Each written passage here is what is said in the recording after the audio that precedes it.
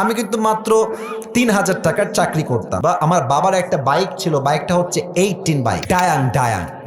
এত ঝাংড়ি বাইক আমি জন্মেও দেখি নাই।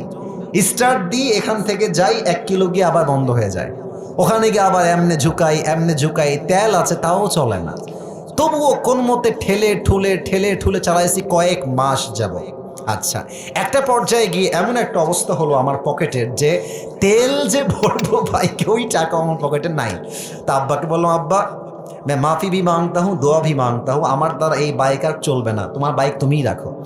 তা আব্বা বললো, কি করব বাইকটা, আমার পায়ে তো ব্যথা, আমি তো হার্টের রোগী, এটা কি সেল করে দিব? বললাম, বিক্রি করে দাও, আমি এটা বিক্রি করে সাইকেল কিনবো, সাইকেলের চাইতে ভালো হবে আমার জন্য। তো যাই হোক,